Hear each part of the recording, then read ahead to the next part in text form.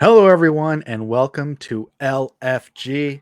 My name is Matt. I'm here with Scott. We are here to gab leisurely about our fandom for the Academy Awards. The nominations were announced as we're recording this morning. This will be up Wednesday afternoon, and we are going to give you our first reactions to what went down. Now, this is, of course, the continuation from our previous show, which we did on Facebook, and then we did an episode of on here on YouTube called Pushing 10.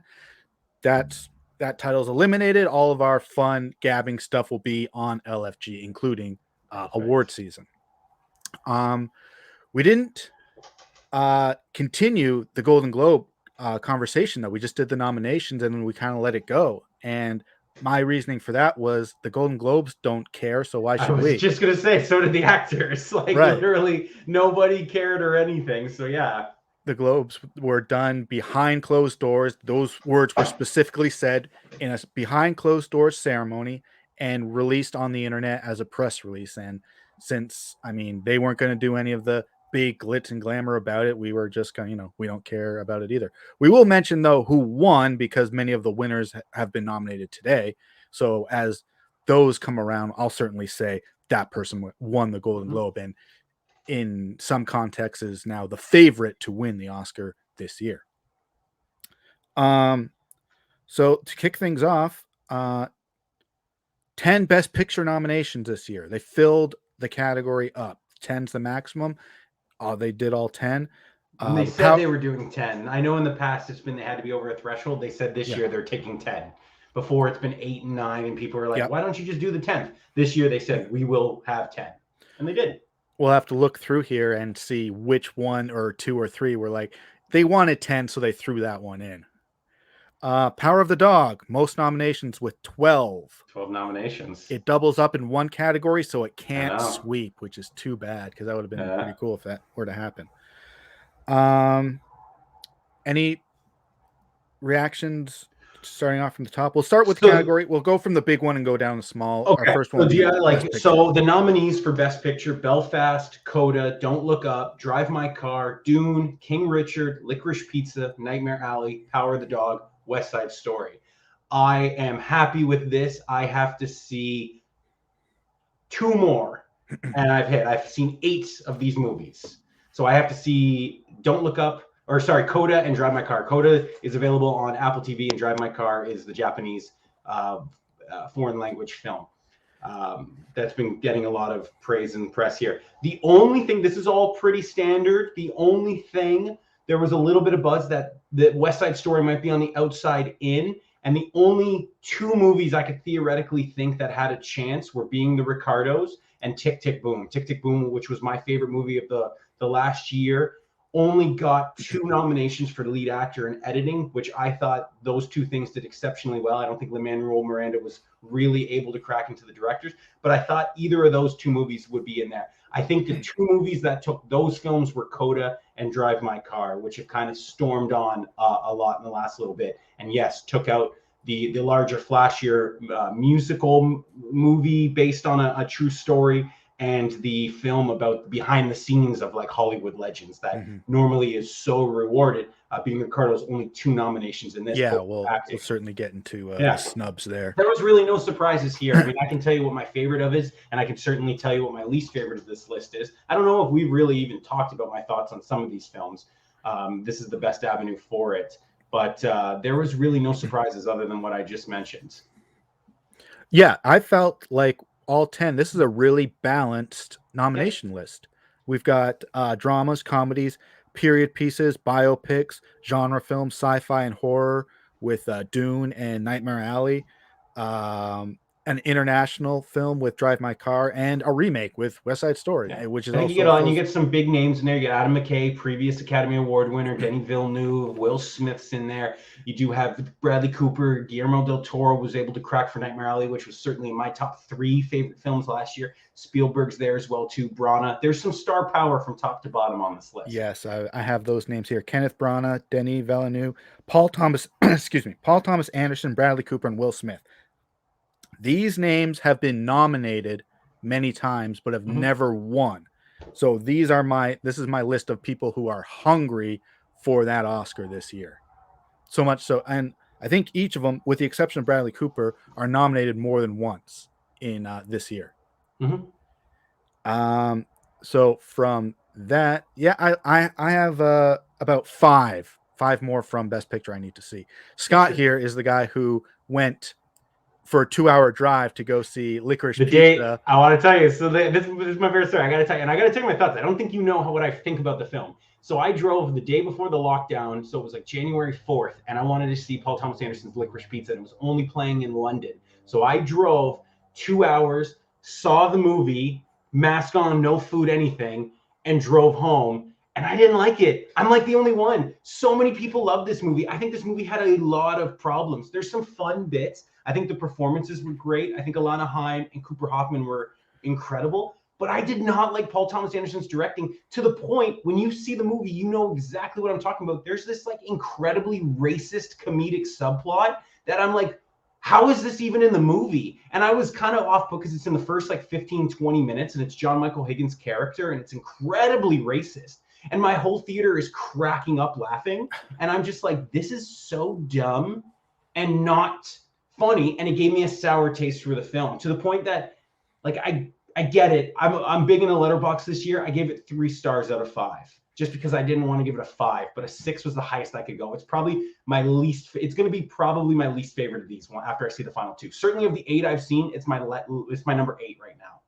And Paul Thomas Anderson is pretty much the only person nominated for the movie. He's got 3 categories: director, writer, and he shares Best Picture as a producer with Sarah Murphy and Adam Sumner. But no production design, no hair and makeup, no acting nominations, no. And I don't know what, if the soundtrack or anything, or what kind of sound effects or stuff like that it might be nominated for.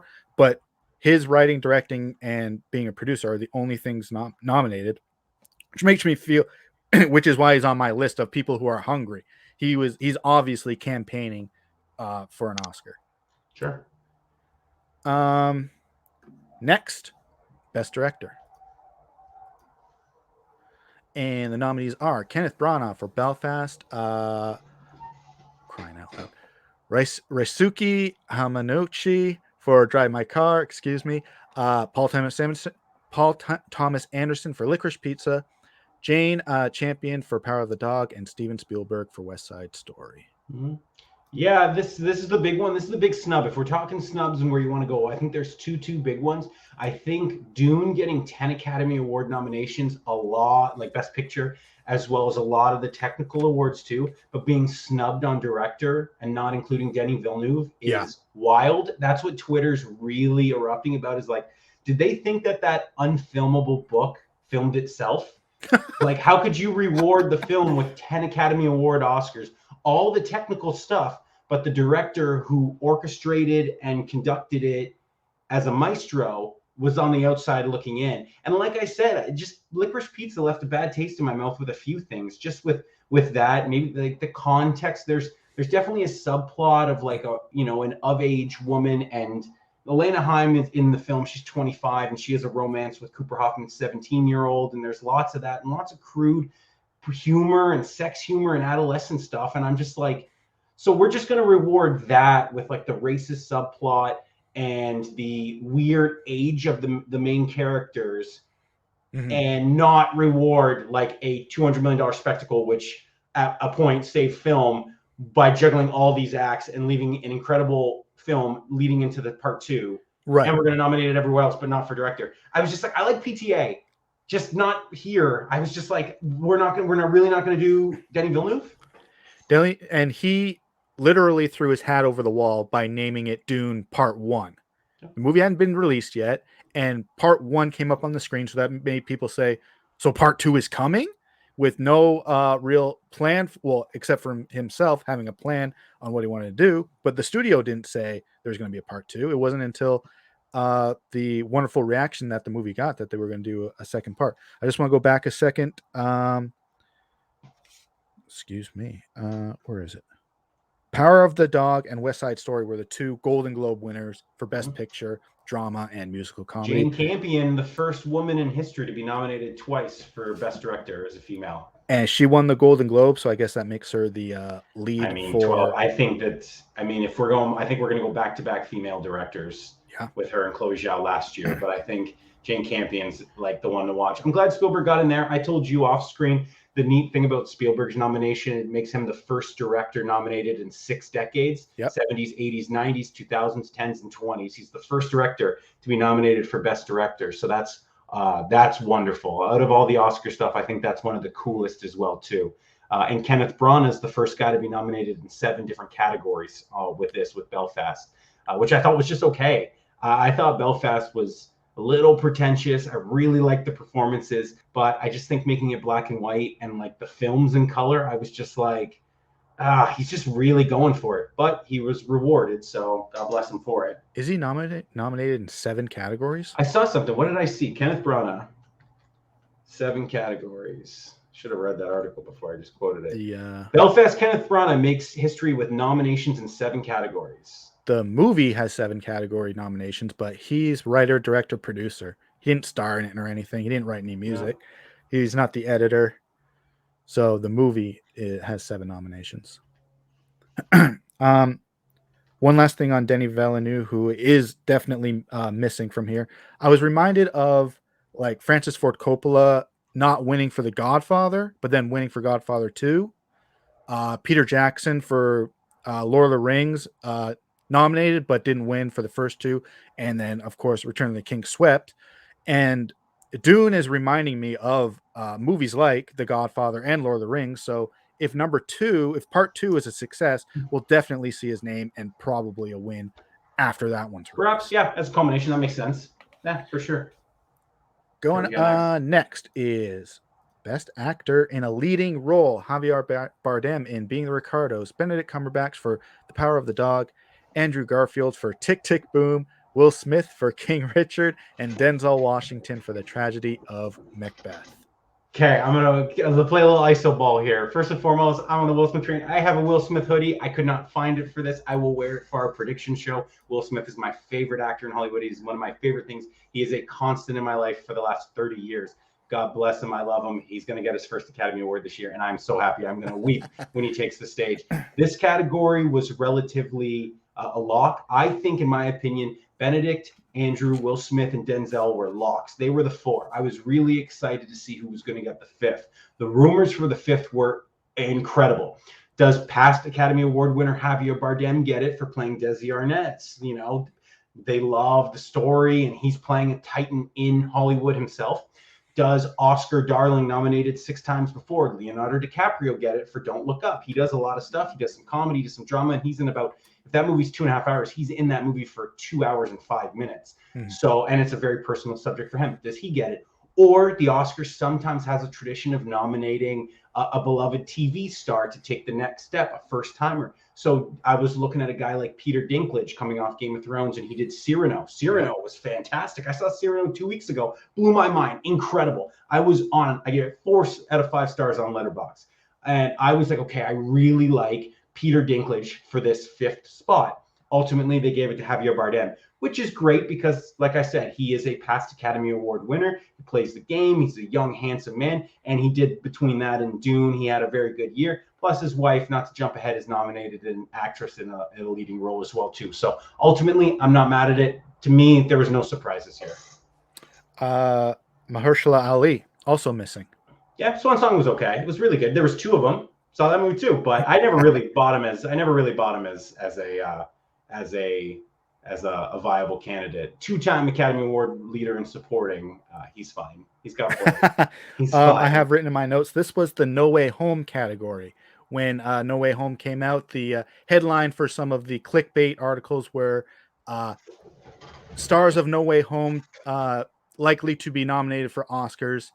Obviously talking about Benedict Cumberbatch and Andrew Garfield, but of course not for No Way Home, for these respective movies. Where do you stand? We didn't talk about that. Where do you stand on No Way Home, not for Best Picture? I was thinking about that because they have the classy sci-fi movie of Dune that kind of fills the spot, but I bet you're on the Twitter. You tell me about the did people want that nominated It's for Best it's Picture? literally 50-50. People Yeah. really want. I'm on the other side. I don't really care. It had its accolades. It's gonna win. Like it's what is it? It's $20 million away from taking over Avatar. Like it's one of the top 3 highest grossing films of all time. It's fine. I don't really need, my best pictures to be submerged by comic book films. I'm not trying to be Martin Scorsese. I love him, but like I said, where's the fun in that? We talked about this on the Mack Flash top 5 when we do our top 5 most anticipated. Yeah, I could put the Batman and Thor: Love and Thunder and Doctor Strange: Multiverse of Madness, but like, where's the fun in that? It's fun to talk about Creed 3, and it's fun to talk about Babylon and The Killer from David Fincher. Like, I don't know, let those leave. It is cinema, but I like the Oscars to remain, the worst person in the world and the drive my cars. Sure. And the Academy has not yet upheld its threat of adding most popular film, that category, to the list of nominations, which would be full of those comic book movies. One thing I think we do here in Canada at the Canadian Screen Awards, they give an award for the highest grossing box office movie. And I think maybe the Oscars could adopt that. I mean, because there are the movies, there's the Oscar bait movies, and then the movies you make for money. And aside from that, if your movie makes that much money, you should be awarded. I mean, sure, with money, but have one of these. They give out honorary Oscars all the time. No doubt. I've always thought, and I guess this is where you could too, maybe this is another conversation. I've always thought the best way for these and the best debate was casting Academy Awards, best casting director or best job in casting a film, and then nominate the casting directors. And then if you nominate, I mean, where does Infinity War fall in that? Because you've had setup of, 20 other movies before, but like the Batman could be nominated for casting. And then, you have your movies like that, or Black Panther could have been nominated for casting as well, too. So things like that, or an ensemble like the SAGs do, I've always thought was great as well, too, and a great way to incorporate movies like that. I don't know. Popular is great. Oscars got to do something. This is, again, going to be one of the lowest telecast ones, and that's fine. It's not for everybody, but, the days of 50 million people watching the Academy Awards are long, long, long over. The only thing that's going to save them really is star power between the celebrities or the films. And I'll have a point about that coming up. Actually, maybe with this category. Best Actress in a Leading Role, Jessica Chastain for The Eyes of Tammy Faye, Olivia Colman for The Lost Daughter, Penelope Cruz for Parallel Mothers, Nicole Kidman for Being the Ricardos, and Kristen Stewart for Spencer. Somebody missing maybe, quote unquote, is Lady Gaga for House of Gucci. For a long time, the word was this is her year, and she's missing from the list. Yeah, there was a lot. So like the 3, I think Olivia Colman, Kristen Stewart, actually those were the 2 locks. And Gaga was everywhere. She was nominated for the BAFTA, the SAG, the Golden Globes, Critics Awards, everything. She was on there too. But then you heard like this, who's going to get the 4th and 5th spot, and Chastain for The Eyes of Tammy Faye, which I've seen as well, which is weird. I mean, I get it. And she does really good. She plays like this televangelist, and she's got a lot of makeup and tan and that big hair. And there's a lot going on, but it's a very scene-chewing performance. And then lately, there was a lot more for Penelope Cruz for Parallel Mothers. And again, she's a previous Academy Award winner too. And like I said, they reward that. So, no, this is great. These are all, I'm trying to think. Chastain, this is probably her 3rd nomination, if memory serves. Coleman's a previous winner. Cruz a previous winner. Kidman's a previous winner. And Stewart's a first timer. And she at a time was the front runner. But now I don't know. It's going to be fun. It could be Coleman, but we'll get to predictions later. But yeah, other than Gaga, I don't know. That was the biggest surprise for me, that Gaga did not get in, say, over Kidman. But again, Kidman's playing Lucille Ball, so. Right. Nicole Kidman won the Golden Globe, and along with Rachel Ziegler for West Side Story for a musical or comedy performance. She is also missing from. So that's the thing, I think. So yeah, especially with her with West Side Story and going back to Cooper Hoffman and Elena Haim. And it's like they were incredible. They stole the films, but I think the Academy's like, okay, this is their first one. They did great. Now let's see where they go in 5 years. Like, I don't know. It's just so tough to nominate the first time. For the big one. Yes. Lupita Nyong'o, famously, she won for 12 Years a Slave. It was her first film, and she got nominated. She won. But that and was that's for Best Picture supporting as well role. too. Yep. So it's possible, but again, just seeing the newbies on the outside looking in. But like Palpatine told Anakin, we shall watch their careers with great interest. So Absolutely. yeah. Moving on, we'll talk about Best Supporting Actor: Kieran Hines for Belfast, Troy Kotsur for Coda, Jesse Plemons for The Power of the Dog, J.K. Simmons for Being the Ricardos, and Cody Smith-McPhee for The Power of the Dog. Yeah, so Troy Kotsur came on a lot in the last little bit. I think he's the first male, not a deaf actor nominated for Academy Award behind Marlee Matlin. He acts with Marlee Matlin in this film, so that's a nice thing for him. Power of the Dog getting both. Plemons was the big surprise. You know, it's funny, reminiscent of another Plemons movie last year, Judas and the Black Messiah, getting nominations for Daniel Kaluuya and Lakeith Stanfield. Yep. Plemons was in that film, comes back. Cody Smith-McPhee, who I believe won the Golden Globe, and maybe the SAG, or if it's been done, someone else too. He's the front runner as well too. Now he's getting the nomination in that regard too. So glad Plemons is. Don't think he was as great as some of the others, but I'm glad he got the nomination. Again, we'll get to with his wife as well too. So there's two sets of pairs. Omissions for me. First one in my heart, Ben Affleck in The Tender Bar. Yep. Don't think he was going to get there for Last Duel. I loved him in Last Duel. Nominated for Razzie makes no sense to me. Feel like they're doing it for Beatty material. But he was genuinely the best thing about Tender Bar, which I gave 2.5 stars. Did not like that film. When they took him out, I was like, this movie sucks. But he was genuinely the best thing about the film. I thought, you know what? Ben Affleck, winner of 2 Academy Awards, never been nominated for acting. He's going to finally get it now. No, he has not. Never been nominated for acting. He's going to get it. Did fantastic work in The Way Back 3 years ago. Coming back, put out 2 great supporting roles. He's going to be rewarded in this and snubbed. So star power. You don't want the star power. Another one was Bradley Cooper. I thought Bradley Cooper for Licorice Pizza here. He's in the movie for maybe 3 minutes. I mean, for some winners, that's been enough. It's no kidding. I've always understood. I think what movie is it? History of Violence. I think William Hurt was nominated, and he's in that movie for like 90 seconds. And I'm like, this is horrible. But Bradley Cooper is great in that film. He has an incredible, he's captivating in that film. And I thought maybe with Nightmare Alley and that he'll get the nom because he plays Hollywood producer John Peters, and all of Hollywood would be like, oh, we know Peters. He's a nut. This is so funny. Right. So like I said, the big thing there was snubbing those two, as well as Academy darling Jared Leto for House of Gucci.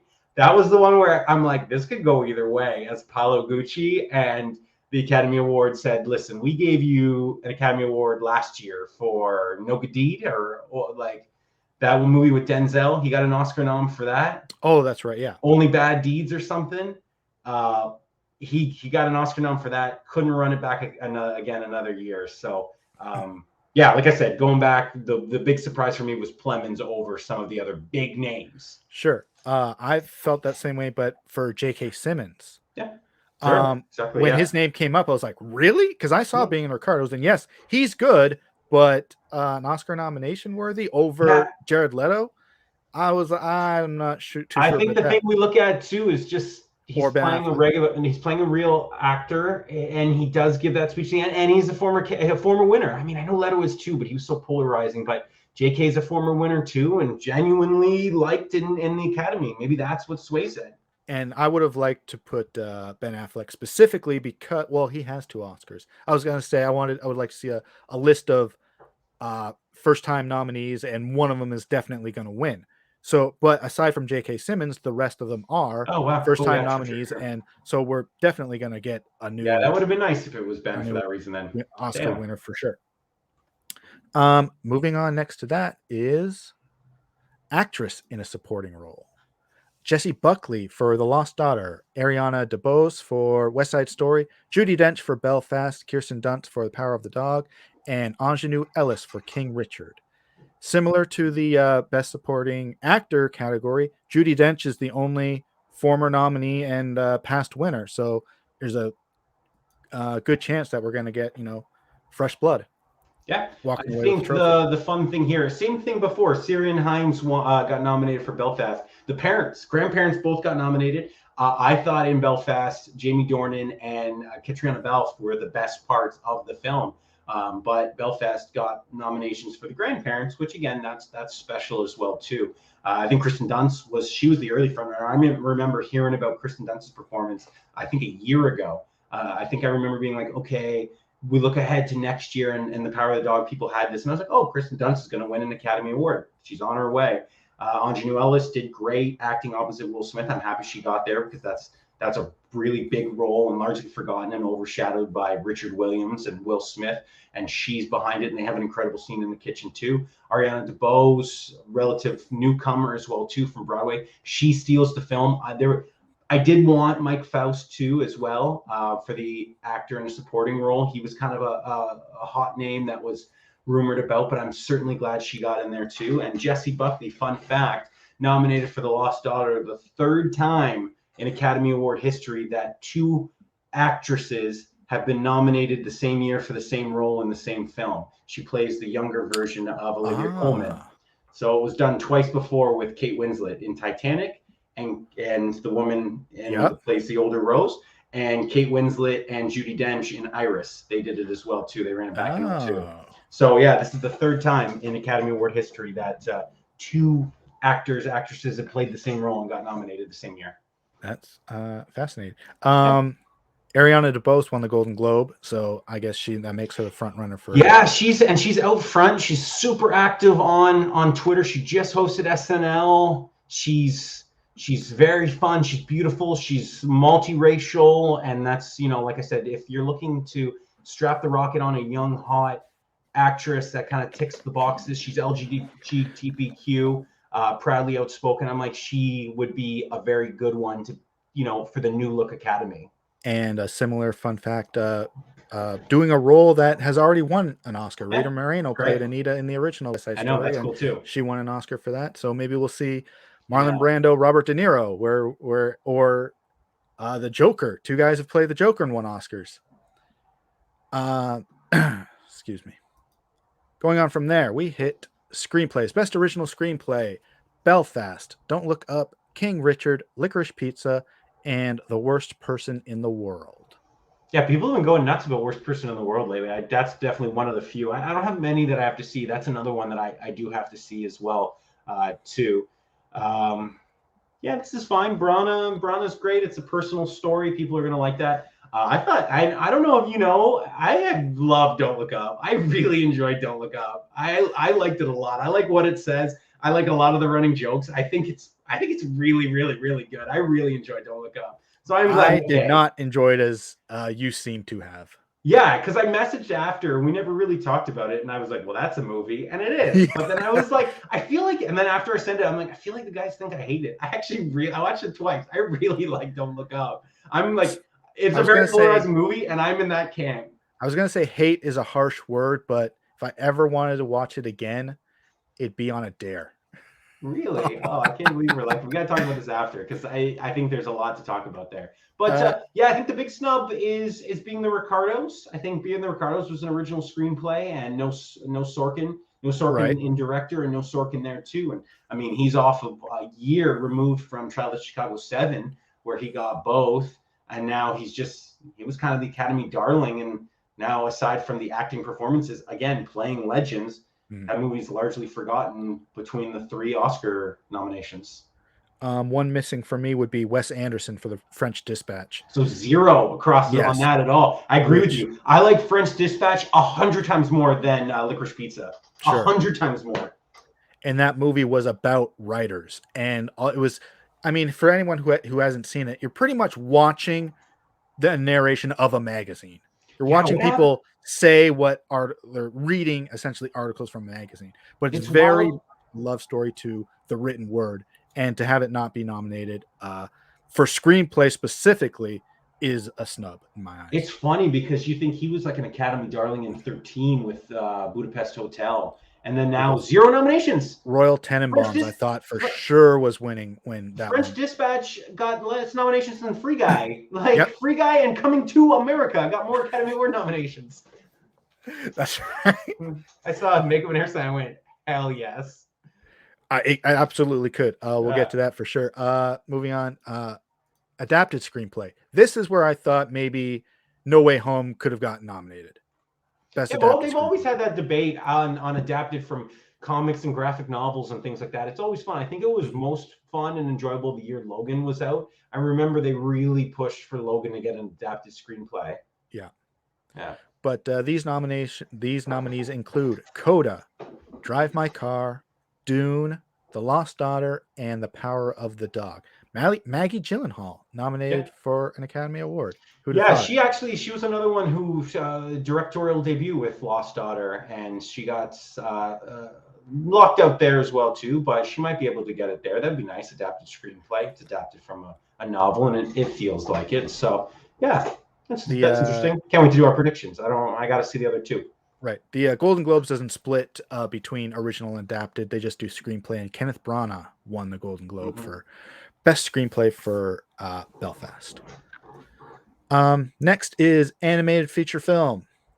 Encanto, Flea, Luca, The Mitchells versus the Machines, and Raya and the Last Dragon. How many of these have you seen?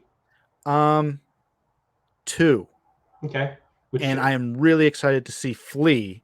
Yeah, that's the one I got to see. Because it's nominated for Best Animated Feature, Best Documentary Feature, and Best International Picture. Yeah, and is that the one that Riz Ahmed's a producer on? Yeah, he's an executive producer on. Yeah. So it's reaching the pinnacle of, what it can, with the exception of Best Picture overall. So it would be really unlikely for Flea to leave without a win. Well, I think it's between that, which we've got to see. I've never even heard of that film until today. And then if you're talking about a movie that's like peaking, it's Encanto, man, which I thought was okay. But we don't talk about Bruno, which was not submitted apparently for original song. We'll get there. It's a couple categories away, but it was not. And I looked into it. I'm like, why is it not? It's like Disney's one of their biggest selling hits of all time. It passed Let It Go. And I'm like, where did this come from? And every kid I know, like in our friends group, is obsessed with Encanto. So if there was ever a movie that like peaked because of Disney Plus and streaming, it's Encanto. None of these people saw it in theaters, but just in streaming, it came out, I believe, on Christmas Day. And it's like, trajectory is this.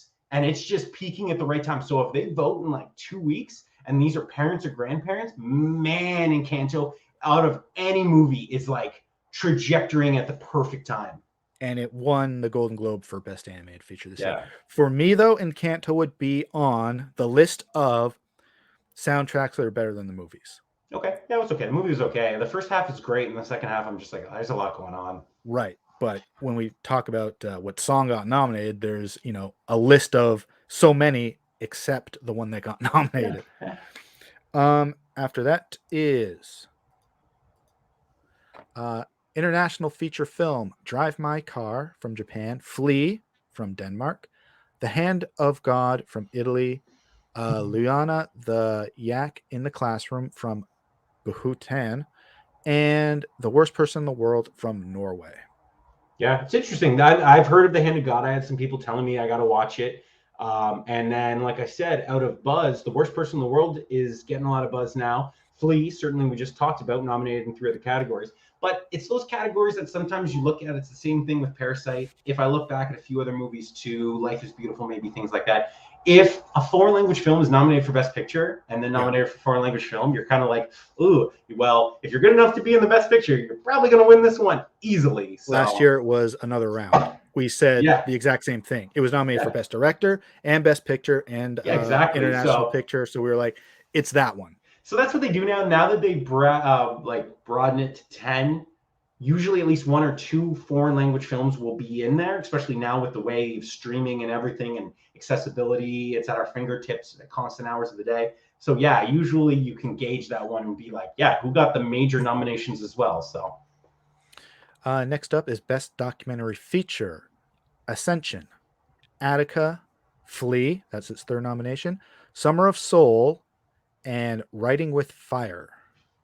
Yeah, cool. Summer of Soul is on Disney Plus. That'll be probably be the first one I watch. Yeah, no doubt. I know I got to watch these. I mean, for Yeah. counting, I wasn't really counting these in my list, but yeah, neat. From there, we'll do documentary short subject, Audible, Lead Me Home, The Queen of Basketball, 3 songs for Ben Benazar, and When We Were Bullies. Mm-hmm. Next will be live action short film, Ala Kachu, Take and Run, The Dress, The Long Goodbye, On My Mind, Please Hold. These are obviously ones we have not seen yet and really don't Yeah, have an opinion on, but we're certainly going to get through this list as best we can. of course. Animated short film, Affairs of the Heart, Bestia, Box Ballet, Robin, The Windshield Wiper.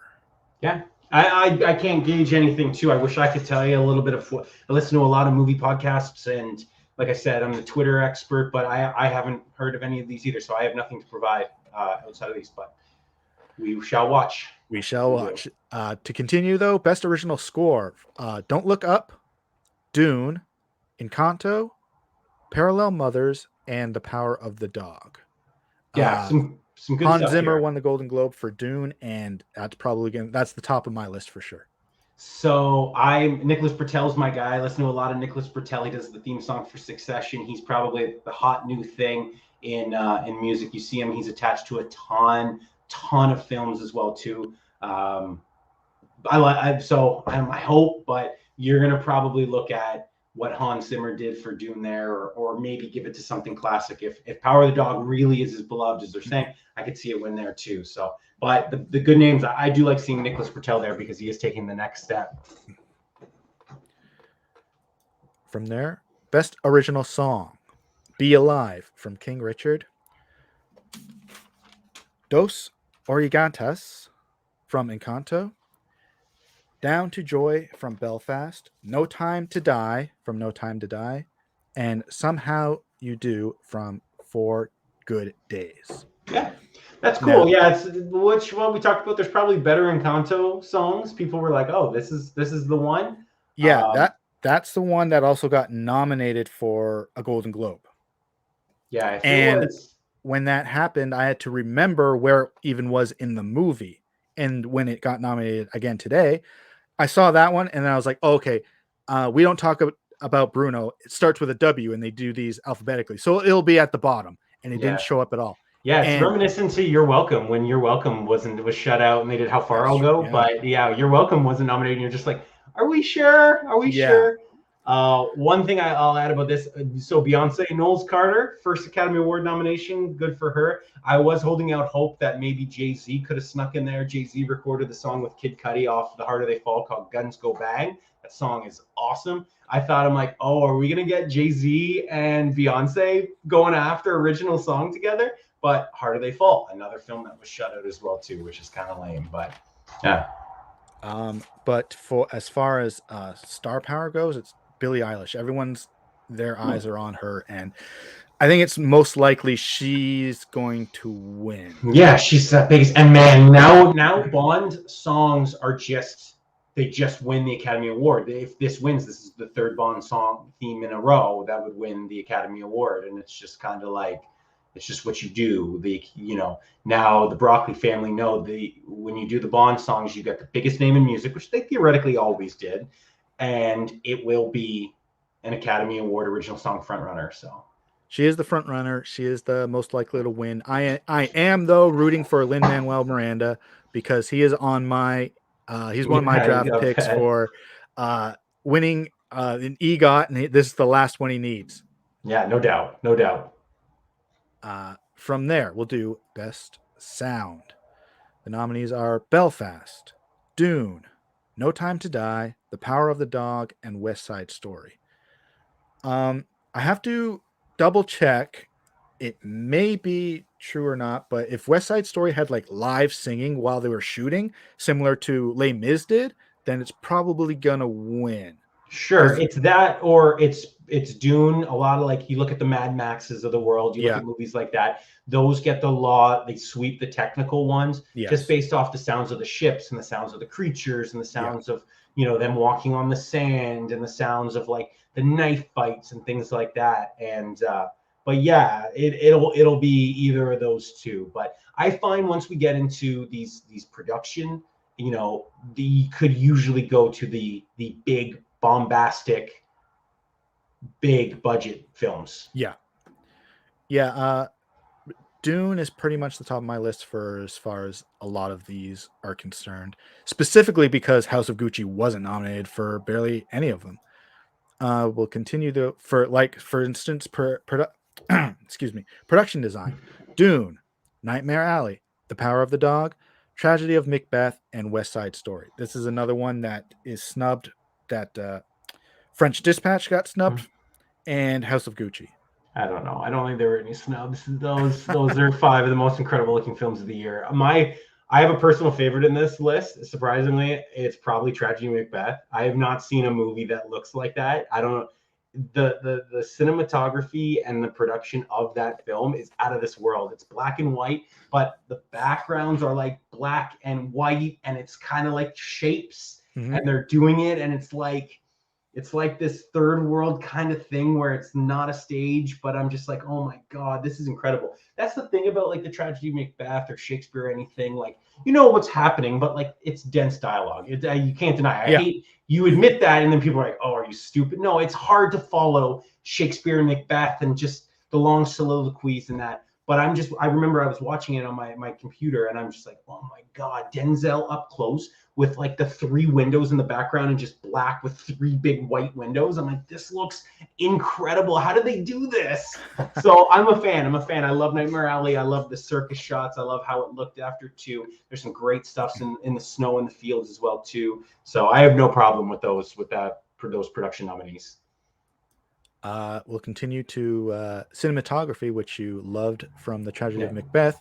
The nominees also include Dune, Nightmare Alley, The Power of the Dog, and West Side Story. Yeah, hell yeah. Those are the best, man. West Side Story was the best looking thing I'd seen all year. The scene when they're on the bridge fighting over the gun, it just looked incredible. The cinematography was on another level. Power of the Dog was incredible. Vast fields, how it looked. Oscars love movies like that as well too. And then, yeah, Dune and Nightmare Alley had big sets and a great motif. Nightmare Alley had the noir, the shots in Kate Blanchett's office as well too were incredible. Long wooden desks and things. Yeah, no surprises there for that. No, I don't disagree. Best makeup and hairstyling. Coming to America. Coming to America is an Oscar-nominated movie. I almost forgot about that movie entirely. I super forgot about it. It came out in March. Remember when I did Murphy March and I only watched Eddie Murphy movies leading to Coming to America? Yeah. And I watched it and I remember being like, man, this movie was low-key, really fun, really cool. And that was the last time I thought about it. Let's not forget that Norbit was also nominated for an Academy Award in this same category. Eddie Murphy is not afraid of putting on prosthetics and makeup and having his face changed completely. No, he is not. And for a long time had a relationship with Rick Baker, who has since retired. And that is why I believe he is not doing the makeup for this movie. Cruella, Dune, The Eyes of Tammy Faye, and House of Gucci's sole nomination. Yeah, so, and that's a movie about makeup and hairstyling. Same with Tammy Faye. She's done up. She's got a lot of makeup. They give her prosthetics and kind of she's acting through the latex as well too. And Cruella, this goes hand in hand with costumes because it's a film about makeup, hair, and costumes. So that's fun. That's a fun category. But yeah, the sole House of Gucci, which a year ago we had circled as a 9 nomination, a 4 quadrant, all 4 acting. I did. No, I had. I'm like next year, like driver, lead actor, Gaga, like 2 for supporting, Ridley, like a screenplay. That's going to be the big, like, crime film. And when that trailer came out, I said to anyone who was listening, it is an absolute lock. I will put all my money down on the single roulette space of best costume design, because, like you said, similar to It's Phantom Gucci. Thread and other movies like that, movies about clothing and costume and sewing and all that stuff, they get those wins. And to do a movie about the House of Gucci, a fashion icon and industry, there's no way it is not getting nominated, let alone not winning. And yet, it is missing from this category of costume design, which does include Cruella, Cyrano, Dune, Nightmare Alley, and West Side Story. And I will say, when I did see Dune, and I was amazed by those costumes, I started saying to people, it's going to be House of Gucci, but now they're going to have to fight with Dune for it.